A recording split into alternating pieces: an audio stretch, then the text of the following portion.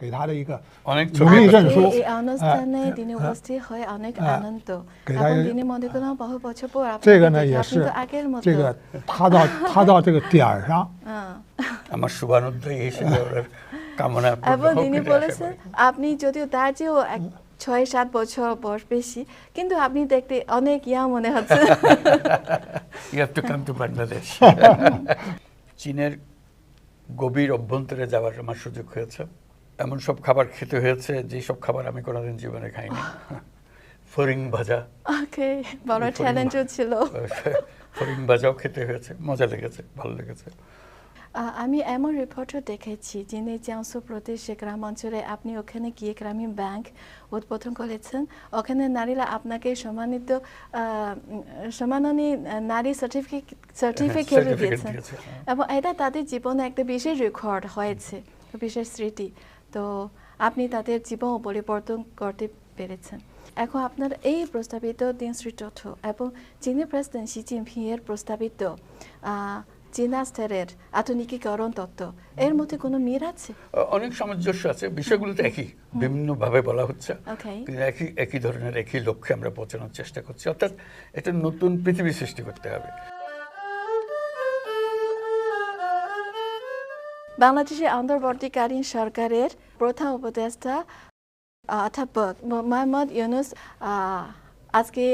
আমি 19 বছর পর আবার বেইজিং আপনার সাক্ষাৎকার নেওয়ার সুযোগ পেয়ে আমি নিজেকে খুব গর্বিত বোধ করি কারণ 2006 সালে যখন আপনি প্রথমবার চীন সফরের সময় চীনে বাংলাদেশ দূতাবাসে আপনার সাক্ষাৎকার নিয়েছি তো এবার আপনি বাংলাদেশের অন্তর্বর্তীকালীন সরকারের প্রধান উপদেষ্টা হিসেবে আবার চীন সফর করলেন বেইজিং এসে আপনার অনুভূতি কি আমার খুবই ভালো লাগছে, সবার সঙ্গে দেখা হচ্ছে,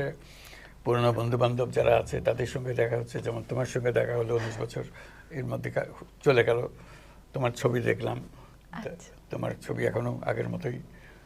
থ্যাংক ইউ থ্যাংক ইউ। কাজে আমার ছবিও দেখালে তুমি বহুদিন আগে ছবি তোলা, কাজে এগুলো পুরনো স্মৃতিগুলো আসছে, তাদের সঙ্গে কথাবার্তা হচ্ছে, আমাদের বহু কাজ একসঙ্গে করেছে, যেমন আমার বন্ধু প্রফেসর দু বহুদিন থেকে এই বিষয়ে উনি উৎসাহ নিয়েছেন, তার প্রতিষ্ঠান Chinese academy of social sciences ওনার পরিচালনায় চলে, তিনি খুবই আগ্রহী হলেন এটা জানতে, সে বাংলাদেশে আসলেন উনি বোঝার জন্য, তখন আমাদের সঙ্গে কোনো পরিচয় ছিল না, একজন অধ্যাপক হিসেবে দেখার জন্য শোনার জন্য, সেই যে শুরু হলো তারপরে এটার প্রেমেই পড়ে গেল,